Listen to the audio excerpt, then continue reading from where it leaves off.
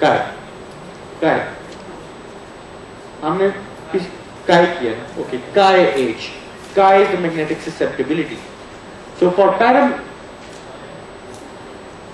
paramagnetic materials, chi m is slightly positive, slightly above 0, and a very small number. For diamagnets is negative, which means that the magnetization induced in a paramagnet is parallel to the applied field, the external field, and inside a diamagnet it's opposite. For example, if I have a large magnet, a north pole and a south pole, okay? So this is producing an external field, a B naught field.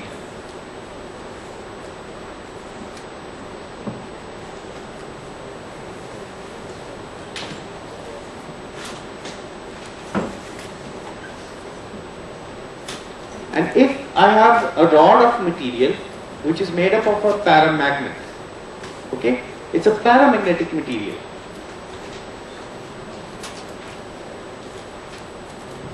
Then I would like to identify the direction of this magnetic dipole. Okay, so how would I know the direction of the dipole? Which one of these becomes the north pole and the south pole? Because a magnetization develops. You place this material inside the external field, a magnetization develops. So the magnetization, what is the magnetization? The magnetization M is simply, बातें नहीं यार, देखो मैं आपके सामने खड़ा हूँ, दूर नहीं खड़ा, सामने खड़ा हूँ बिल्कुल. The magnetization of any material is just the resultant of the tiny magnetic moments inside the medium divided by the volume. Okay, so this material develops a magnetization in response to B naught, and we have to find out the direction of the magnetization. If it's a paramagnetic material, then the magnetization that's developed has to be parallel to the B naught. Okay, so this means that the magnetization of this material points parallel to the field. This is the direction of M. Okay. So which one of these becomes the south pole and which end becomes the north pole? नीचे वाला कौन सा बनेगा? नीचे वाला south, ऊपर वाला north. Okay, this is the direction of a magnetic dipole. However, if I have a diamagnetic material, okay, placed inside the same magnetic field. Now, if this material is diamagnetic, a magnetization develops which is now anti-parallel to the applied field. So the direction of magnetization is downwards. This means that the top end becomes the south pole and this becomes the north pole. Okay? So diamagnets behave totally differently from paramagnets. Okay, so you'll be surprised that such a configuration can be developed, but most materials that we know in the universe, they are diamagnetic. But since diamagnetism is a very small effect, it's barely visible. But I'll show you demonstrations in which diamagnetic effects are clearly visible.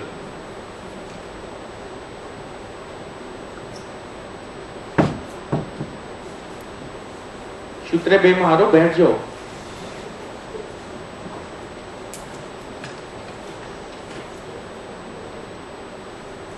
किसी रेगिस्तान में आए तो नहीं आए आप देर से आए तो जल्दी बैठे, कुछ लिहाज करें उन 100 लोगों का जो पहले बैठे हुए हैं आपसे. Alright, do you understand this argument? So this is a diamagnetic material. A magnetization develops, which I am showing by a white arrow, which is opposite to the direction of mu naught H. Okay, this is typical behavior for a diamagnet. And if this magnetization is pointing in this direction, this really means that if this were to be taken as a magnet is something that has a magnetization. Okay, so this is a loose definition of a magnet. If this is to be taken as a magnet, then this becomes the north pole and this becomes the south pole.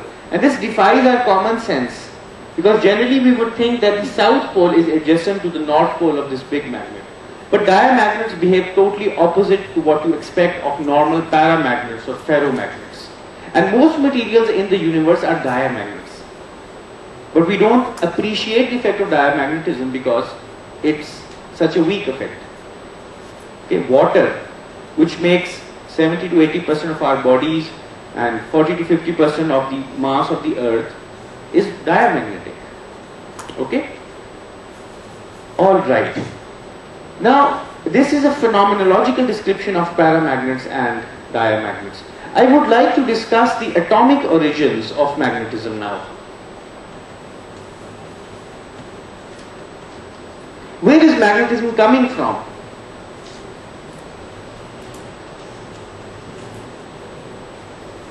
So this, of course, will invoke some concepts from modern physics and quantum mechanics.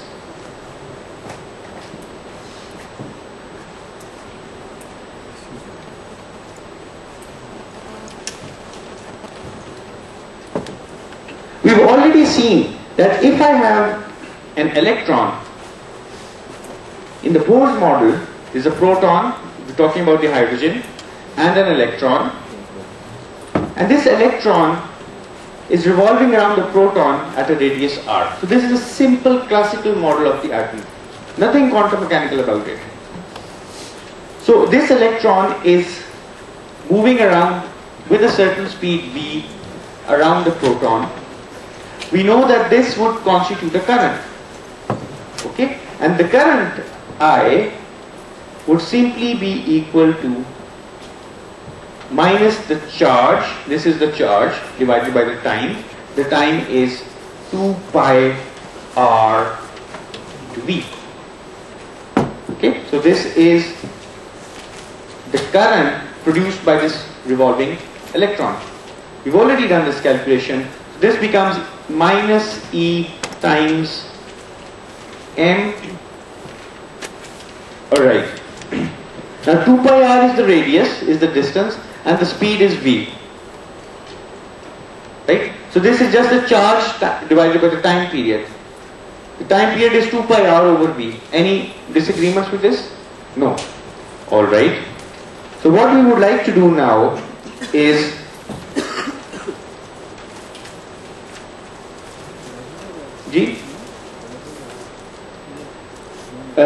minus e over 2 pi r into v. What I would like to do, I would put an m here, 2 pi m here, r and a v.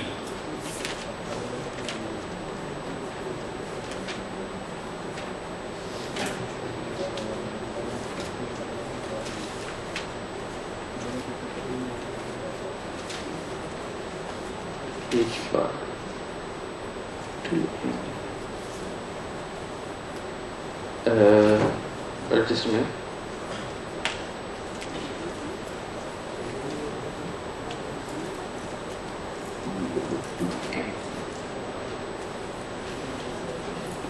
GG.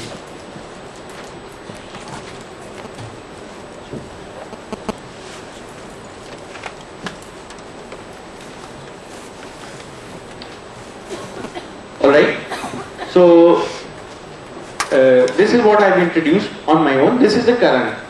The current is minus EV over 2 pi r. Any disagreements on this? Alright. Now I would like to find the magnetic moment, mu. This is a current carrying loop, so the magnetic moment is I into pi r squared.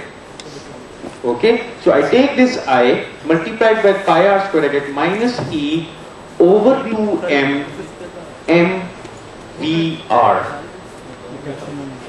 Okay, so this is the magnetic moment of this current carrying loop, an electron going around the proton, and this is simply minus E over 2m times the angular momentum, L. Okay? Now there is a relationship between the orbital angular momentum and the magnetic moment. Now this is a mechanical quantity. Okay, it's mechanical. It's a charged particle that's moving around in a circle about a proton. And this is a magnetic quantity. So what this relationship does is that it relates an angular momentum with a magnetic moment. Okay, the units of magnetic moment of course are ampere meter squared. Alright, so what do we have now? We have the magnetic moment, which is really a vector, must be equal for an electron, it's minus E over 2m times L. Okay? Now if you look at a single electron, just one electron,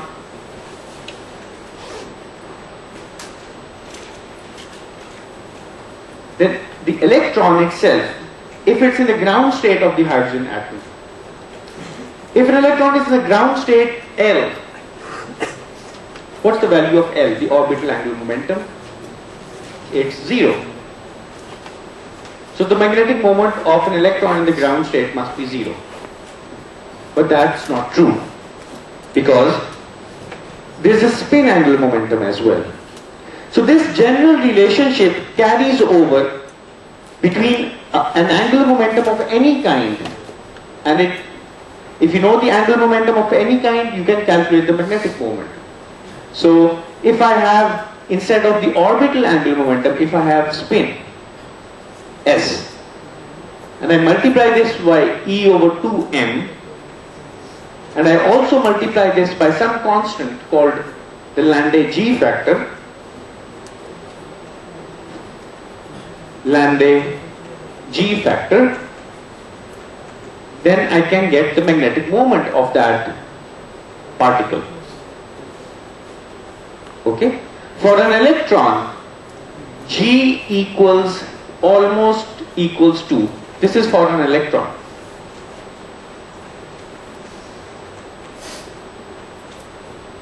Okay? So the total magnetic moment of an electron is given by minus E over 2m L plus Gs.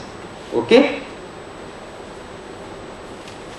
And this equals minus E over 2m L plus 2s. Okay, approximately. Because I've inserted the value of G for an electron.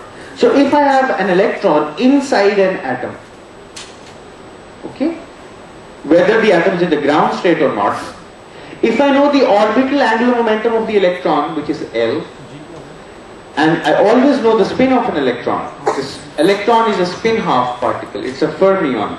Its spin is always 1/2, you know that from modern physics.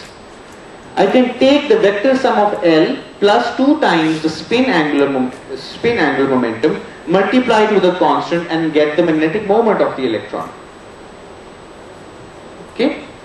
So whenever I have an atomic particle or a subatomic particle inside an atom, or even if that particle is outside the atom, for example, electrons flowing in a conductor, they don't have any orbital angular momentum, but they have spin. Electrons always have spin.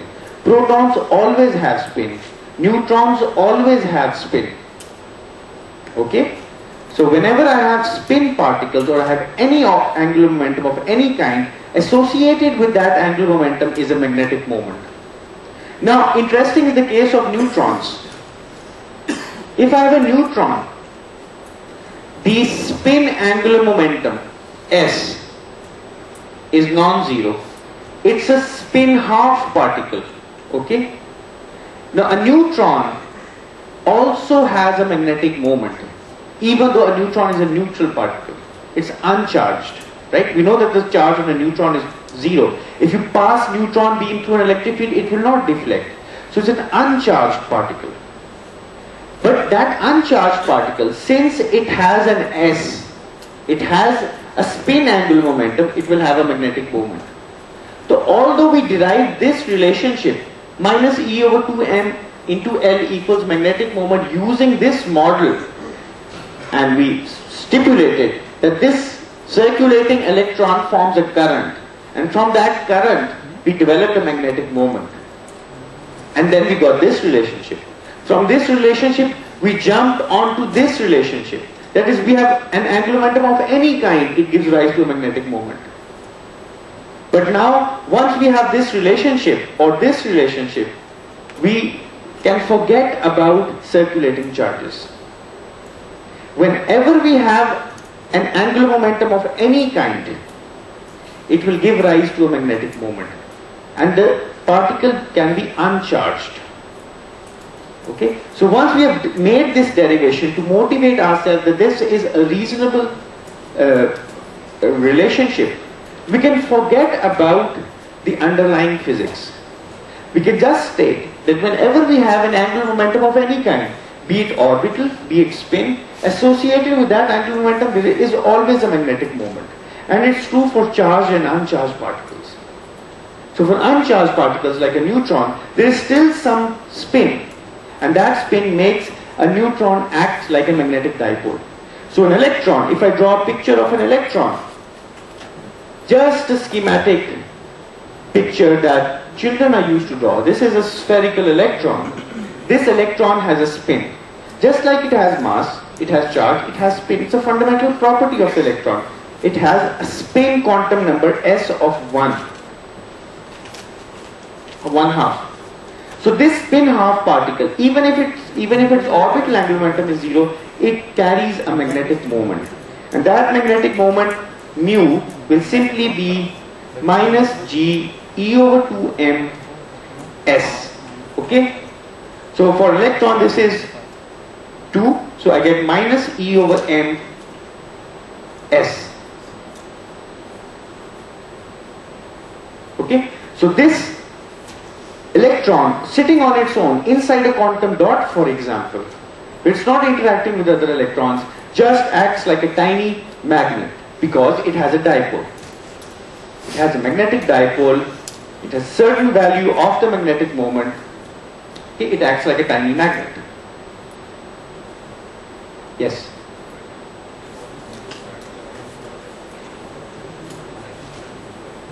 Because this has nothing to do with charge. This has spin. Whenever there is spin, it acts like a tiny magnet. Of course. Because they have spin. Yes.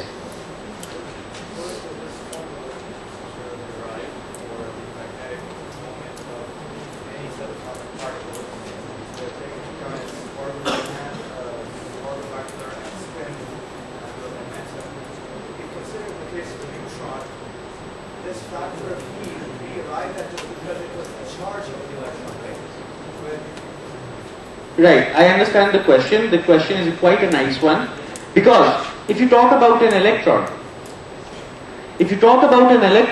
we know what the charge of an electron is and we know what the mass of an electron is. For a proton, we know what the charge of an electron and what the mass of the proton is. So this constant will be different for a proton. For a proton, this constant will be 1800 times smaller because the proton is 1800 times heavier than an electron. But what about a neutron? For a neutron, this constant is defined in the same way. That is, even for a neutron, this G is something different. It's 5.6 for example, or it's some other value, probably 2.3. For proton it's 5.6. It's some other value, and you take the mass of a neutron, but you take the charge on a proton or an electron to define the magnetic moment of a neutron. Because this is just a constant. You need to have a constant here. This G adjusts itself accordingly because the magnetic moments are determined experimentally. Okay? Alright, so whenever you have spin or angular momentum of any kind associated with it, it is a magnetic moment. Okay? So this is a fact that has to be taken in complete confidence because in 1932 a famous experiment was performed. The Stern-Gerlach experiment, which I'm sure you already know about, in which there was an oven, in which there was an orifice, a small opening, and there were silver atoms inside the oven. This oven was heated, and silver atoms issued out of this orifice, and they passed through a non-uniform magnetic field.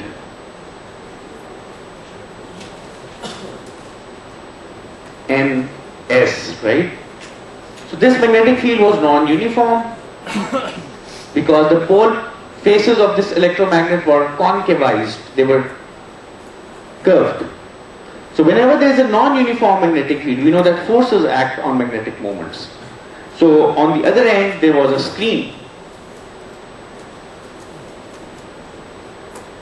So silver atoms in the ground state have L equals 0 because there are no unpaired electrons. Whenever there are totally paired electrons, the orbital angular momentum is 0. So silver atom in its ground state has 0 orbital angular momentum. However, it was observed that two distinct spots were made here, which meant that this beam was split into two, and only two possible directions were possible. So no spot was obtained here, no spot was obtained here, only discrete two spots were obtained. This meant that space became quantized. All directions in space are not equally likely, because the beam can only take this route. So there must be something special with this route in space. There must be something special with this route in space. So space no longer remained isotropic. There were preferred directions in space. This is called the quantization of space. Now how does this come about? This came about because these electrons, these silver atoms that were coming out, they had a spin half. Okay? They were spin half particles. Now if you look at the formula that we have here, this formula, mu equals minus G E over 2m S. Okay? Now suppose what I would like to do is I would like to find a force on this beam of silver atoms. Okay? Now there is a magnetic field inside this region. What's the direction of this magnetic field? It's downward. B is downward. Is it homogeneous? No, it's non-uniform. It's non-homogeneous, so it depends upon Z, where Z is this axis, right? This is X, this is Y, and this is Z. So the magnetic field is indeed dependent upon Z, about where are you inside this region. Because the magnetic field is stronger near the south pole, it's weaker near the north pole. Okay? Because the magnetic field lines are bunching towards the south pole. This is how the pole faces are being made. So the magnetic field is non-uniform. Okay? Now if I have a dipole that is placed inside a magnetic field, I know that its energy, its potential energy is given by minus mu dotted with P. Right? This is something we all agreed upon. Now what direction is the magnetic field pointing in? What direction is the field? It's always downward. I mean, it's always pointing along the Z direction. So if I draw this field properly, it looks like the following. The field is stronger near the north pole. Then as you move towards the south pole, it gets weaker. Even weaker. Right? So it's always pointing in the Z direction, but it's higher near the north pole and weaker near the south pole. Okay? So this is the configuration of the magnetic field. So it only has a Z component to first approximation.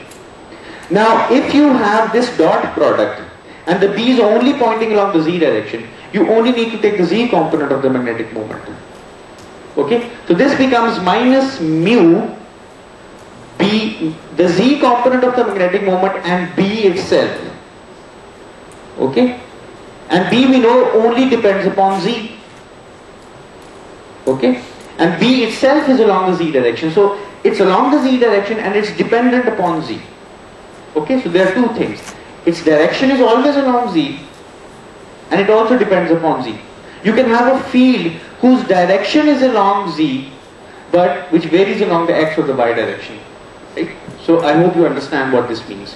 So now this is the energy of a dipole. When a dipole, which are these silver atoms, when they pass through this inhomogeneous region, their energy depends upon the Z component of the magnetic moment and the magnetic field they see.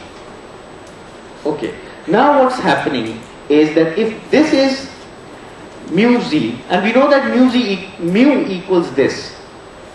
Okay, so what does mu z equal to? Mu z would equal, I take this to be 2, minus this minus minus cancel out, get plus E over m s z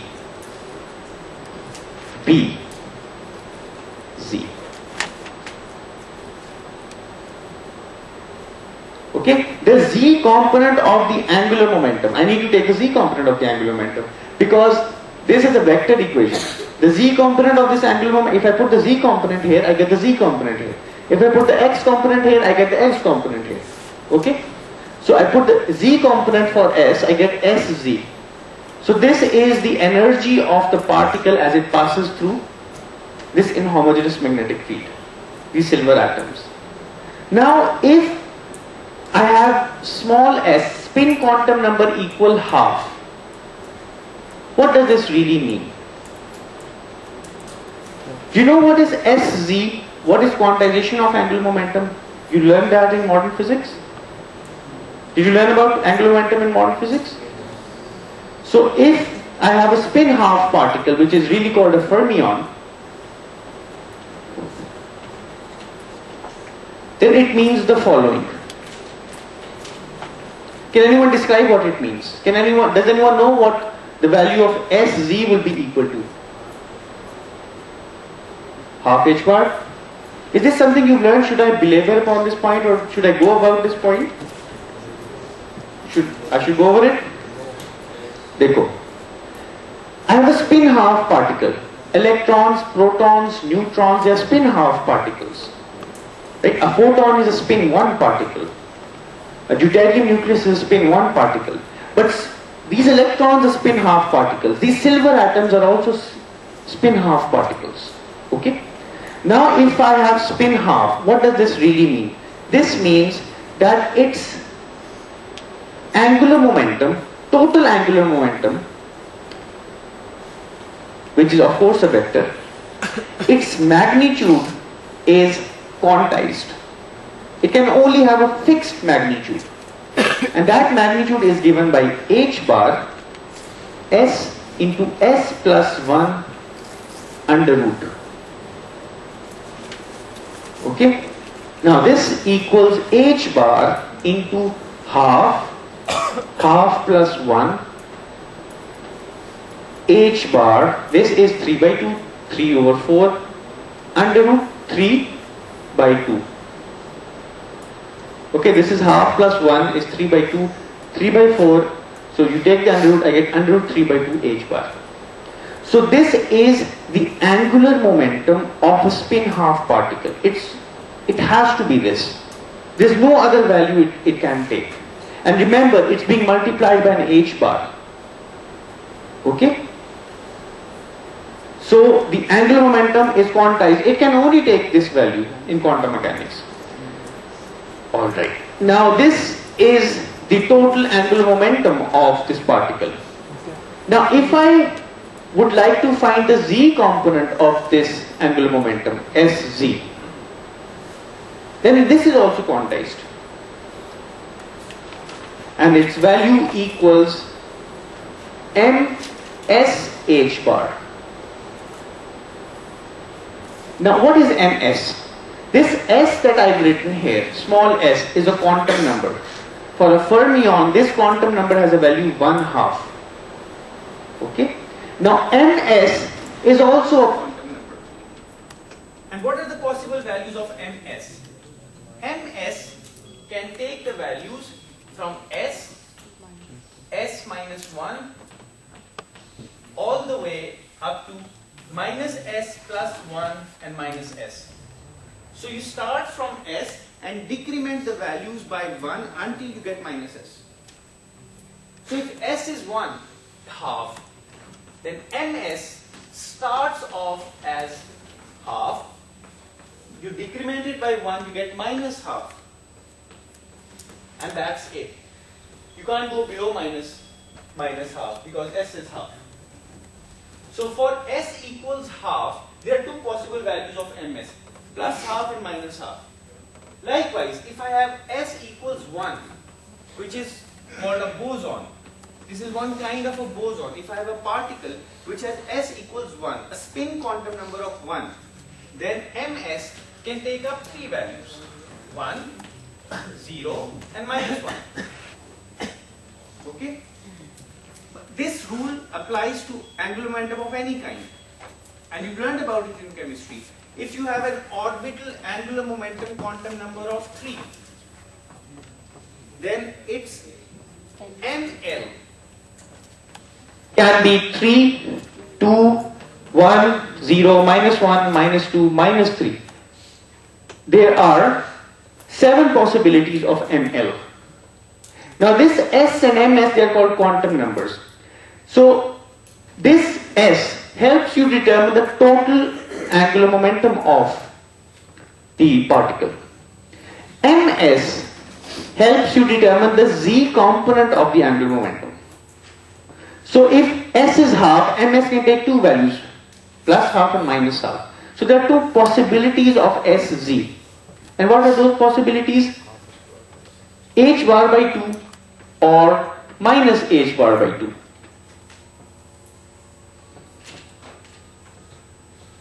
Okay? So what does this mean if I would like to draw a diagram? This means that if I draw a circle,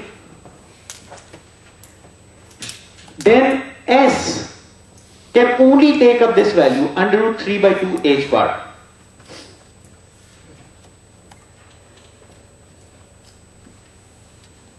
And its Z component can only take up two possible values, H bar by 2 and minus H bar by 2. So in this circle, if this is my Z axis, this is my X axis, this is my Y axis, and I'm looking at the angular momentum of this single electron, okay, then I know that the Z component can only take up two possible values, H bar by 2 and minus H bar by 2. So if I would like to draw a vector that represents the angular momentum of the electron, angular momentum is a vector quantity, right?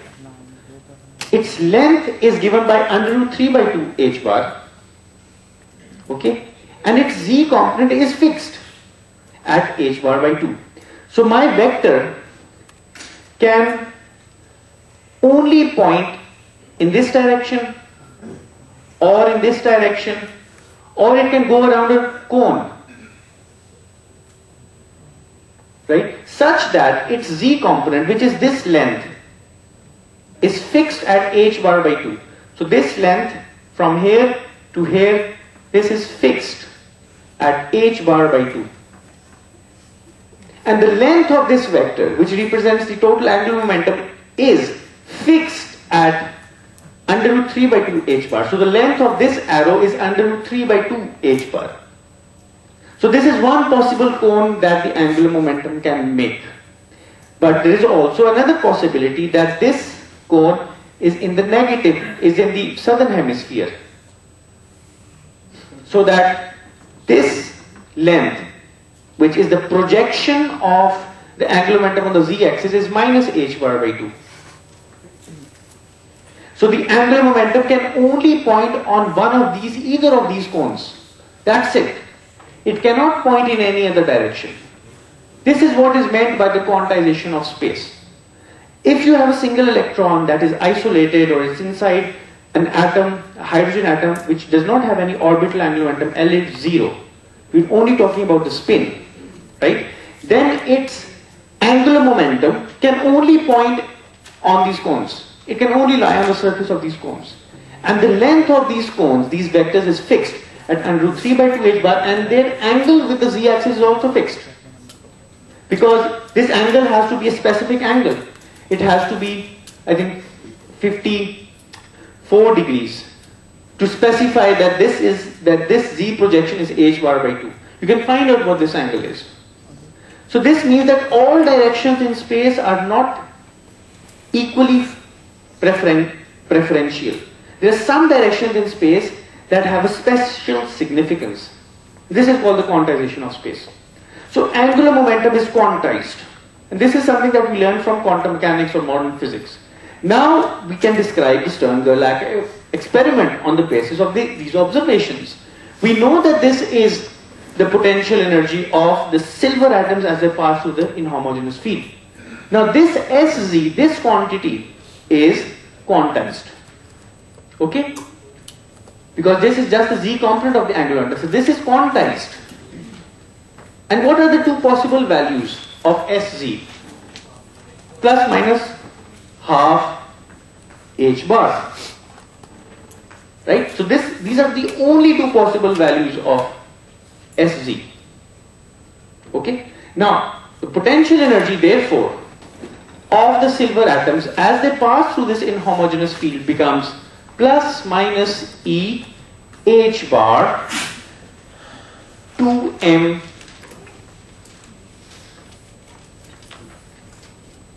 B. Now this B is a function of Z. This is the potential energy.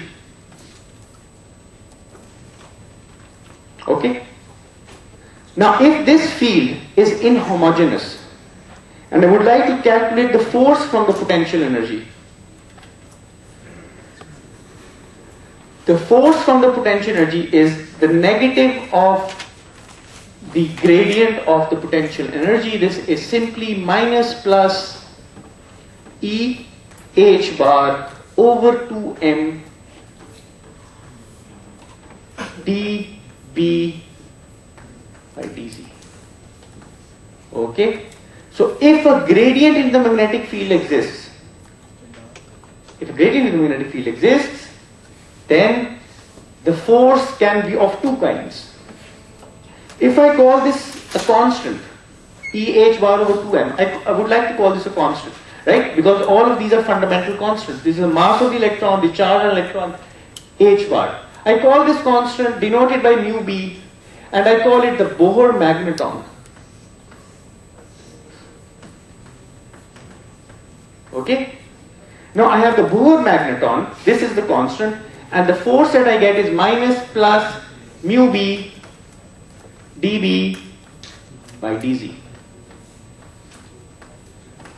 So if a gradient in the field exists, this is some number, right? This is some number. This is the gradient of the field at the location at which the spin half particles are passing through the magnet pole pieces. So this is some number. And the final force can only take two possibilities. There are only two possible forces that can exist. Let's denote this by some small a. So the two possibilities of force are minus plus a mu b newtons. Okay? So these are only two possibilities. So there are two kinds of forces that are acting on these particles. These particles are in the spin half state, and since there are two kinds of forces, the beam is deflected into two paths. One goes above the basal plane, the other goes below the basal plane, and two spots are formed on the screen. Instead of a continuous variation of patterns on the screen. So if angular momentum were not quantized, if quantum mechanics were not true, then one would see a diffuse smear of spots on the screen. But actually they just saw two discrete spots. And in fact it was an experiment that worked because of luck, sheer luck. It was just, they were smoking a cigar, and then they left the cigar in the drawer, and the ash from the cigar, it developed the film on which these patterns were being deposited. And when they developed those pieces of paper, they saw two distinct spots. That's why there's a famous article written that is the cigar that changed the way we do physics. So this Stern-Gerlach apparatus is a very nice demonstration of the fact that one, angular momentum is quantized. Angular momentum is quantized.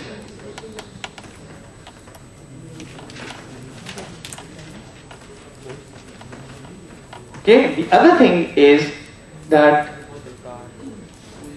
spin half particles can have a magnetic moment.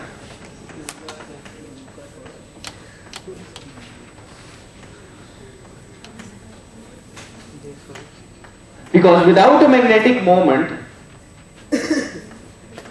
these two beams could not be produced. A beam could not be split into two. So if we repeat this experiment with nuclei of deuterium, right, which are called deuterons, which are just a proton and a neutron. Okay, it's an isotope of hydrogen. They are spin one particle, so the beam will be split into three. If the experiment is repeated with spin 0 particles, the beam will not be split. So if the experiment is repeated with a spin 5 by 2 particle, then one would get 11 branching offs of the beam. Okay, so if the spin is s, one gets 2s plus 1 deflections, 2s plus 1 splittings of the beam, because there are 2s plus 1 values of ms. Right? If here L is 3, we have 7 values of ml. If L is 4, we would have 9 values of ml. That's why we have 5 kinds of d orbitals, we have 3 kinds of p orbitals, we have only 1 kind of s orbital. Okay? So this is a famous experiment, Stern-Gerlach, performed by Stern and Gerlach, which show that angular momentum is quantized and second spin half particles can have a magnetic moment and they can be deflected in homogeneous magnetic fields. If the magnetic field were homogeneous, uniform, then no deflection would have taken place. Okay? Because only non-uniform magnetic fields can do magnetic work on magnetic moments. Okay, so now with this description, let's move on a little bit. Suppose I use this quantum description and now I have a paramagnetic gas. Now what does a paramagnetic gas mean? This means that suppose I have a cylinder of a certain volume and I have n spins in it, n spin half particles, okay, like n electrons.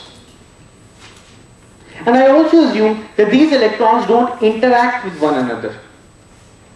Okay, and electrons indeed interact with one another, but let's forego this complication that electrons are interacting. Suppose electrons are non-interacting, they don't talk to one another, they don't have Coulombic repulsions because they are so far apart, for example.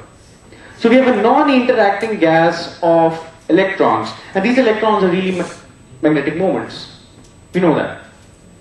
Okay? So I can represent these magnetic moments by tiny vectors.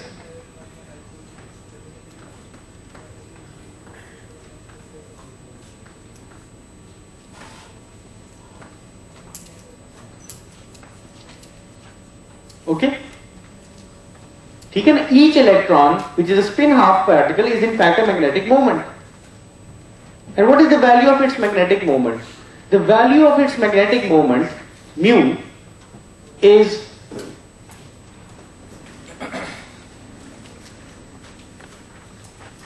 it depends upon g e over 2m. It's actually equal to e h bar over 2m. How do I know that?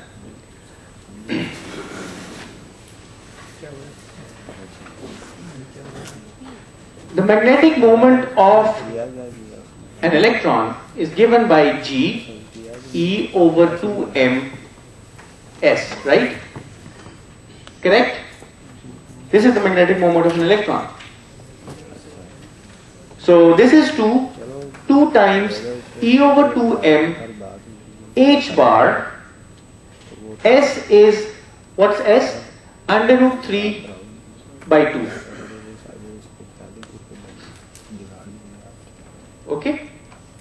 So this is simply the total magnetic moment of an electron.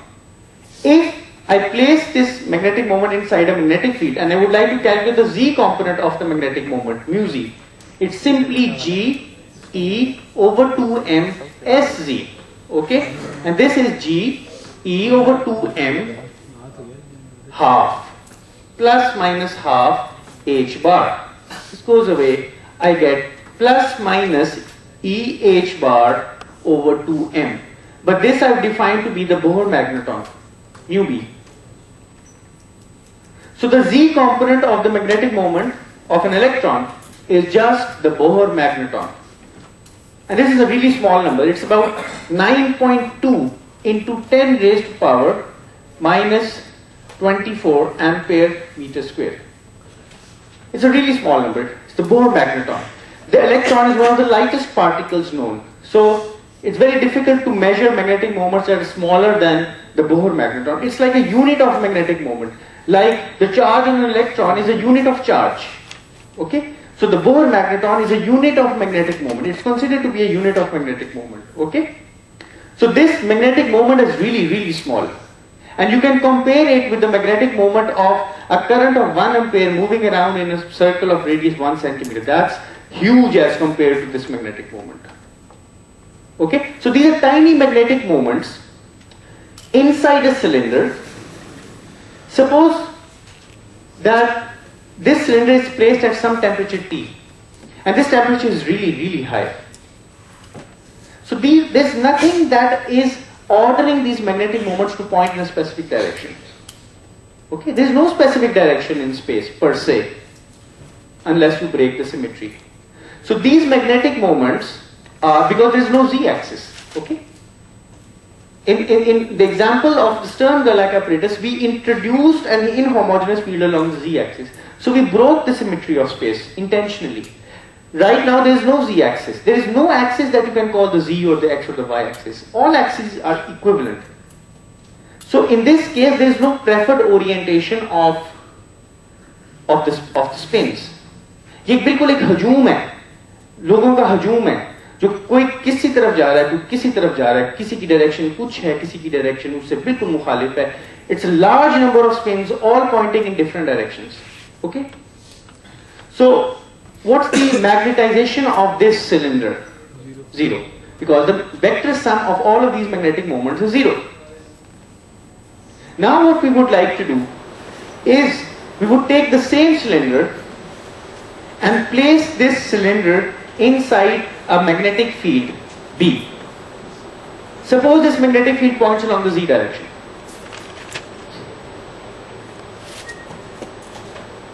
Okay? Now what's going to happen? Something strange is going to happen here. We know that if we take a single magnetic moment, its potential energy is minus mu b b, because I've applied the magnetic field along the z direction. Okay? I can call this the z direction. Okay? I apply a magnetic field, now I have a unique direction in space. It's the direction in which the field is applied. So I break the symmetry of space. ठीक है, अगर मैंने magnetic field apply नहीं की तो सब directions बराबर है ना, मुकम्मल मसावात है उनके दरमियान, कोई नहीं कह सकता ये डायरेक्शन बेहतर है, ये डायरेक्शन कमतर है, सब डायरेक्शंस बराबर है. Now I have applied a magnetic field, it means that I have chosen a unique direction in space. Okay? I call it the z-axis. Right? There's no harm in calling it the z-axis or the x or the y. I call it the z-axis. Okay. Now this magnetic field is along the z-axis, so the magnetic moment minus mu dot b, it's exactly the same thing. I take the z component of the magnetic moment and multiply it with the field. It's a dot product. So this b is the field along the z-axis, and this is the only field, and this is the z component of the magnetic moment, which we've shown to be equal to the Bohr magneton. Now these are the two possibilities for the potentiality, minus and positive. Now this means that the minus sign has a lower energy and the positive sign has a bigger energy. So there are two possibilities for the energies. Okay?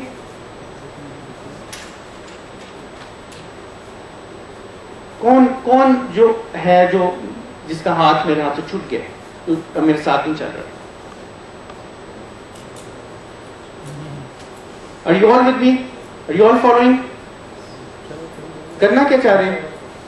हम करना ये चाह रहे हैं कि इस cylinder को magnetic field के अंदर रखा, I want to find its magnetisation. Okay? At large temperatures, no magnetic field, the magnetization is zero. So these are magnetic moments. I would like to explain the origin of paramagnetism. Where is paramagnetism coming from? Now, आपको समझ आ रही है? नहीं ना आ रही? आपको भी नहीं आ रही? आपको आ रही? आ रही? आपको बिल्कुल नहीं आ रही. कहां से छूटा है? बिल्कुल कहाँ से आप you stop following my argument. ऊंची बोलो ना, जहां से फोर्स निकाले तो बहुत पीछे है. Okay, let me start with this example again. I have a cylinder of magnetic moments, right? These can be spin half particles, and since these particles, these magnetic moments are pointing in random directions, the vector sum has to be 0. So the magnetization has to be 0. Why does it have to be 0? Because this is how we define the magnetization. I take the vector sum of the tiny magnetic moments. I take this vector sum, divide by the volume, I get 0. Because these vectors are all pointing in the random directions. Now I place this cylinder inside a magnetic field. I would like to describe how paramagnetism, how does magnetization develop in a paramagnetic material. Okay? So this is a cylinder of electrons. If you're chemists, you prepare a solution of, say, copper chloride.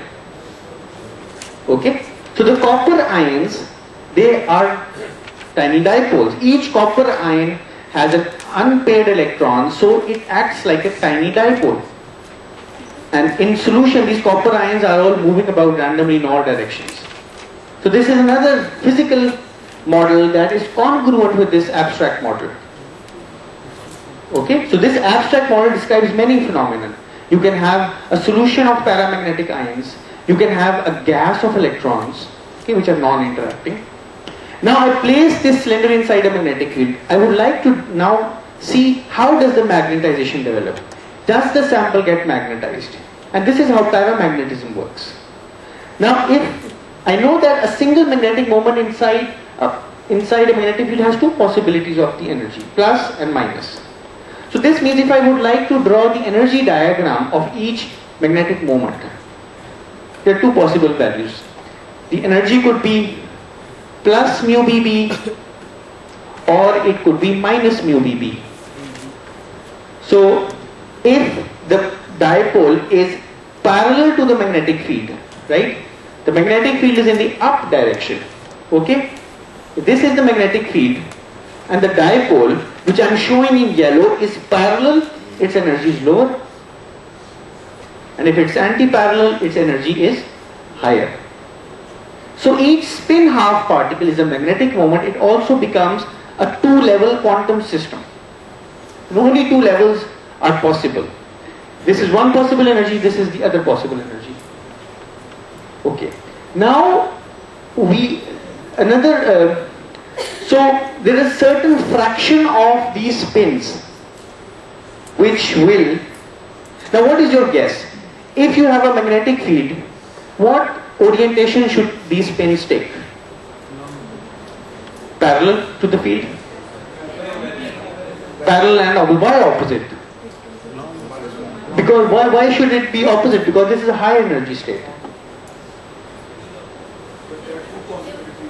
No, but this possibility is higher energy. So why would the thermodynamics says that if you have a high energy state, then that should be avoided. The low energy state should be preferred. Why don't all the spins point in the same direction? So intuitively, or if you haven't studied enough of thermodynamics, you would say that all the magnetic moments should preferentially align themselves in the direction of the external field because this is the lowest energy state. But that's not going to happen. What's the reason?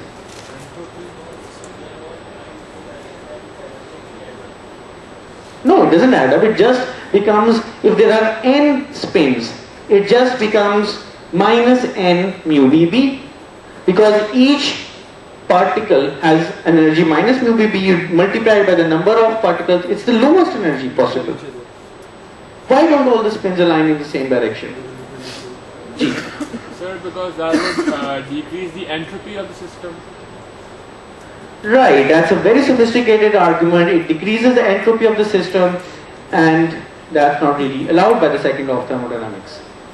Right? The entropy has to go up. But isn't it possible that it takes up entropy from the universe so that it decreases its own entropy so that the total entropy remains constant?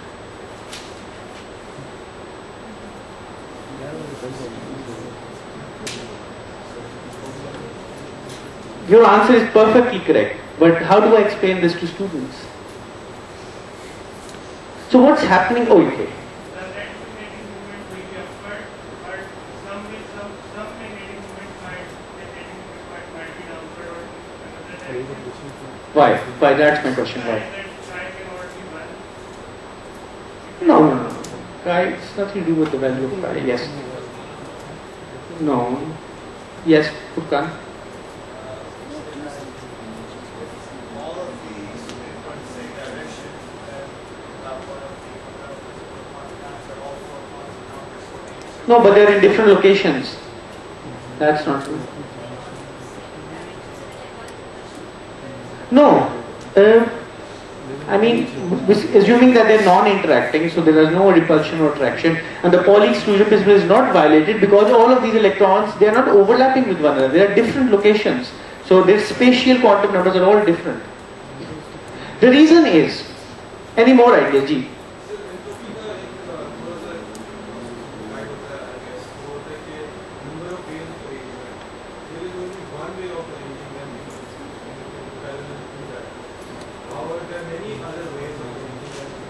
Right. So, entity will, the idea is for entity to increase, the system should be enough great. Right. So let me condense this. What Noman is saying is that this is one macro state. This is one possible macro state. Okay? But there is a huge number of other possible macro states. So the probability that this is achieved is really, really low. This is just another way of stating the second law of thermodynamics. But let me give you a simpler argument, if there are no more suggestions. Now, this energy difference, okay? There has to be an energy difference between this low energy and high energy state. What is this energy difference equal to? How much is this energy gap? 2 mu BB. Okay? Alright. 2 mu BB is the energy gap. This has units of joules. You can work it out. Mu BB has units of joules.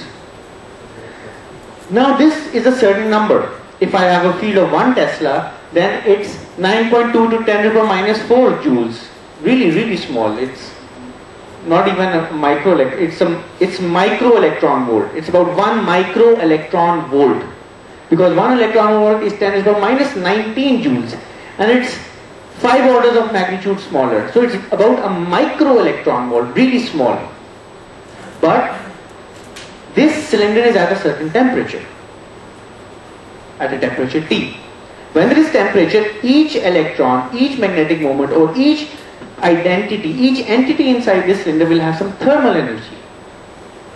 Okay? And the approximate thermal energy of each entity will be given by Kb T. Kb is the Boltzmann constant. Okay, so at room temperature, this energy is about 250 micro electron volt or 0.25 milli electron volt. It's orders of magnitude larger than this energy, than this magnetic energy. Since the thermal energy is much larger than the magnetic energy,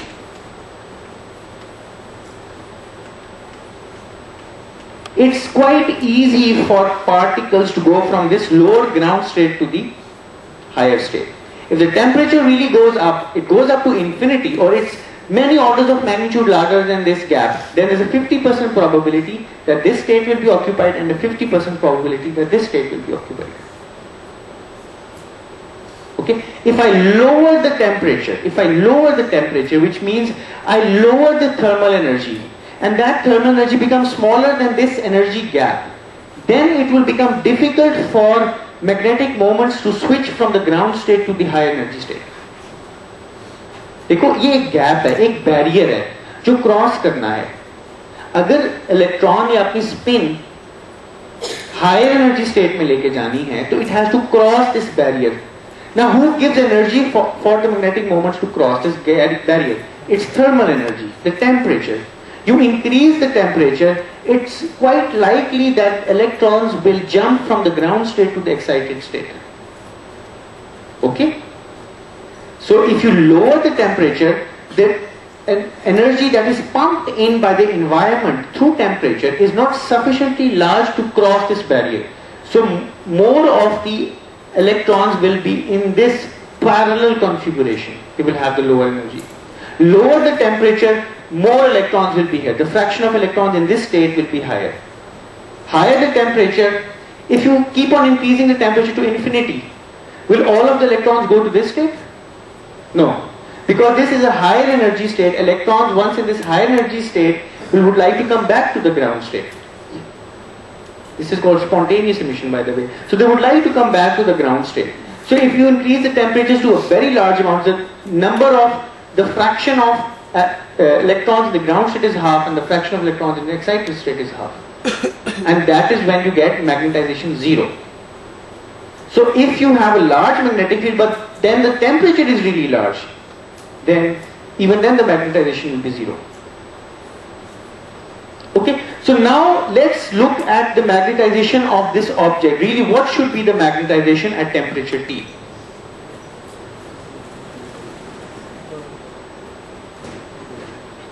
Okay, now if I have, suppose I have I would like to introduce a Boltzmann distribution. Have you studied this in modern physics? In thermodynamics? Yes, you have. Haven't you? Yes. हाँ या ना एक ही जवाब हो सकता है ना इनमें से किया ना देखो. If you have an energy U, okay, and a temperature T, total number of spins N, then the fraction of the particles that have an energy U is given by E minus U over kBT.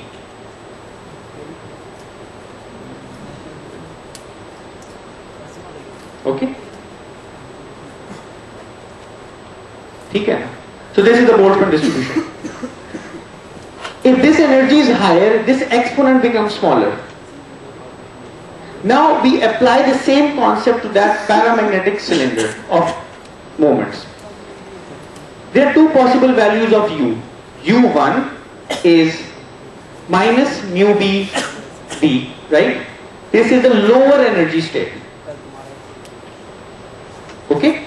And U2 is plus mu b b. This is the higher energy state. Okay? If I want to find the magnetization, its magnitude at some temperature T, this is my goal. Okay? There is a certain fraction of spins that are aligned parallel to the field and a certain fraction aligned anti-parallel. Okay? Agreed? Now, the fraction that is aligned parallel, okay, what is its magnetic moment? Okay, now you have a fraction that are aligned parallel. This is parallel configuration, this is the anti-parallel configuration, and this is your magnetic field P.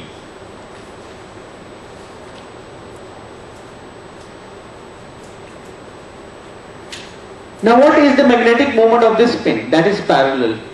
Mu b. Okay, this magnetic moment is mu b. What is this magnetic moment? Minus mu b. Okay. So if you have equal number of these spins and these spins, what's the magnetization? 0.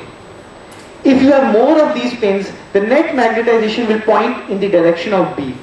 Okay. If this fraction is large, this is small, the net magnetization will point parallel to the field. Now we have these fractions available. So if I would like to find the magnetization, I have a certain fraction of spins that are pointing parallel. And what is that fraction? That fraction is given by this number. Okay? And what's the total number of spins? Capital N. So the number of spins pointing in the up direction is n times this fraction. ठीक है ना? This is the total number and this is just the percentage, the fraction of spins pointing parallel to the magnetic field. And this is the total number, so I multiply n with this. N into minus mu 1 over kBt. This is the lower energy configuration. Okay. So this is the number of spins pointing parallel to the field. What do I have to? I have to multiply this with mu b. Okay. So I multiply this with mu b. This is the magnetic moment parallel to the field. But there is also a magnetic moment anti-parallel to the field. So I have to subtract from this the magnetic moment that is anti-parallel to the field. Now how many electrons do I have that are anti-parallel to the field? I again take the total number of electrons, multiply this by the fraction of electrons that are anti-parallel. Their energy is U2 kBt, right? And I have to multiply this with minus so this minus comes from the mu b, right?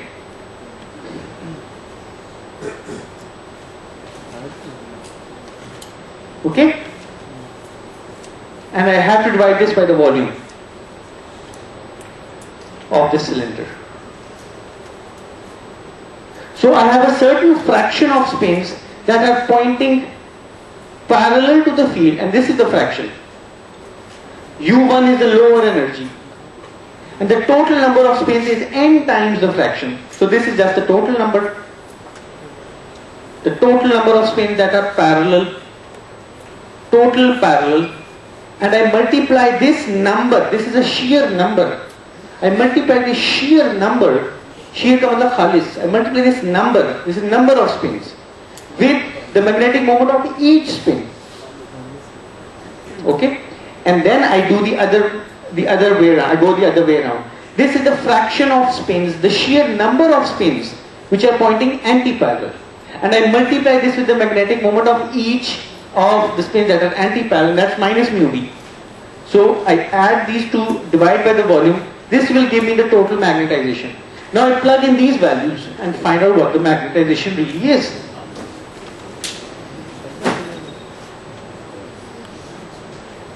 N equals, now n over volume, I just call it small n, the number of electrons per unit volume. Okay, mu b, I just write like this, I take as common, क्योंकि magnetic moment है ना हर electron, minus mu 1, u1 is mu bb, so this becomes plus mu b b over kBt.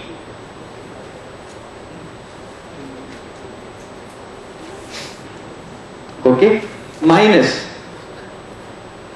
E minus mu b b over kBt.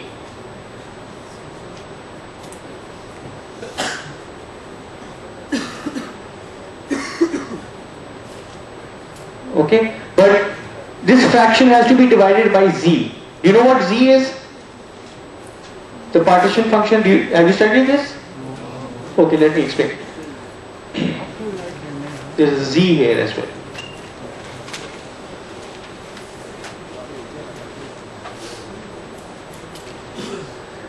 The fraction of spins with energy u is given by this factor E minus u over kBt divided by this function z. This is just a normalization function. It's called the partition function z. The partition function, this is defined as E minus u1 over kBt plus E minus u2 over kBt. Okay, it just takes the sum of the fraction because you would like to normalize. Because without this, I have a fraction of spins with energy u1, I have a fraction of spins with the energy u2. I would like this to be equal to 1. Don't I? I would like the fractions to add up to 1. So if I don't have this partition function, the fractions will not add up to 1. So it's just like a normalization constant. Okay, so my total magnetization is given by this number. So M equals N mu B E mu B kBt minus E minus mu B B over kBt divided by E mu B B over kBt plus E minus mu B B over kBt. Okay? So this is the magnetization of a sample cylinder of tiny magnetic moments at a certain temperature placed inside a magnetic field B. Okay, now let's look at the behavior of this magnetization.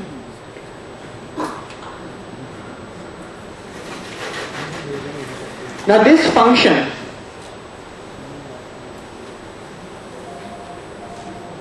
can you identify what this function, can I simplify this function in some trigonometric way? This is tan hyperbolic, right? This is just a tan hyperbolic function. So the magnetization of a sample of non-interacting spin half particles, okay, or magnetic moments that don't interact with one another is N mu B tan hyperbolic mu B B over kBt.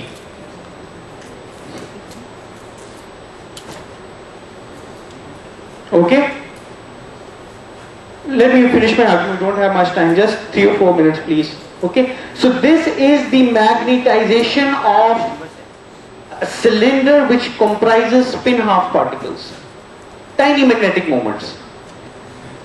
And this is what is called paramagnetism. In paramagnetism you have tiny magnetic moments and they're non-interacting, and you can find out what they're all at zero fields, they're all pointing in random directions. You apply a small magnetic field, some magnetization builds up. Okay, some magnetization builds up, which is parallel to the magnetic field. Isn't this magnetization parallel to the magnetic field?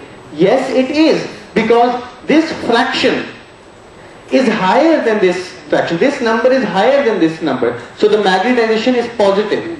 It's parallel to the magnetic field because you have more spins whose magnetic moments are mu B. So you have more of these spins. So when you have more of these spins, the net magnetization will be parallel to the magnetic field. So this is this is the origin of paramagnetism. Now if you look at this function alone, if I just look at this function, I have tangent, how is this function defined? Tangent of x equals Ex minus E minus x divided by Ex plus E minus x. Right? If x is small,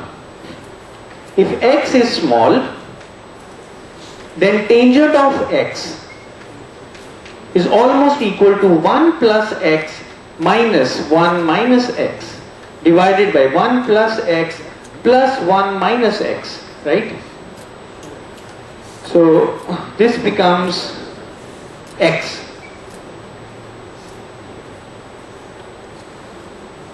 Okay? So now when is this quantity small? When will this quantity be really small? When the temperature is large. When this denominator, this kBt temperature is large as compared to mu Bb. And that's what happens at room temperature. At room temperature, this kBt is of the order of milli-electron volt. This is of the order of micro-electron volt. So this denominator is 1000 times larger than the numerator. So in the high temperature approximation, which is normally true for materials that we deal with at room temperature, this is a small number. Now if this is a small number, then I can use this approximation and the magnetization approximately becomes equal to N mu B squared B over kBt. Okay? Now I know that B equals mu, what does B equal to? Now this M equals chi H, right? M equals chi H. This B equals mu naught H. Okay? Now why does B equal mu naught H? Because the magnetization is really small. When magnetization is really small, B equals mu naught H plus mu naught M.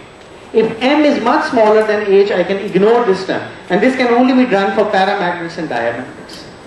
So this means that chi H equals this. I can get rid of the H, and eventually this would mean that chi, the susceptibility of this paramagnetic medium, equals N mu B square mu naught over kBt. So this is the susceptibility of a paramagnetic material, and it's a small number. This mu B is really small. This mu naught is 4 pi into 10 to the power minus 7. So it's a really small number. That's why the paramagnetic susceptibility is small and it's positive. And notice one important effect. It has an inverse dependence on temperature. You increase the temperature, the susceptibility drops. You increase the temperature, the magnetization of a paramagnetic material drops.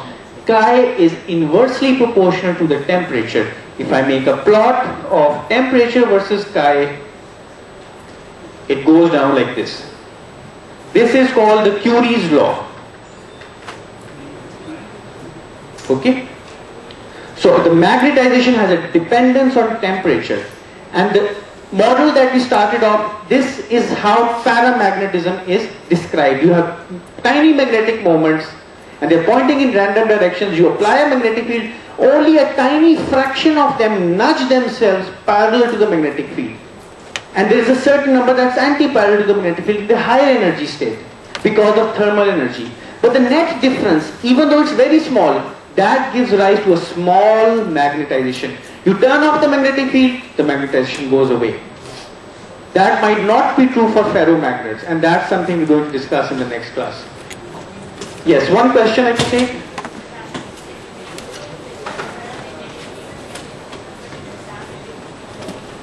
No, at low temperatures, then this approximation does not hold. So you have to use the exact form of the tangent hyperbolic function.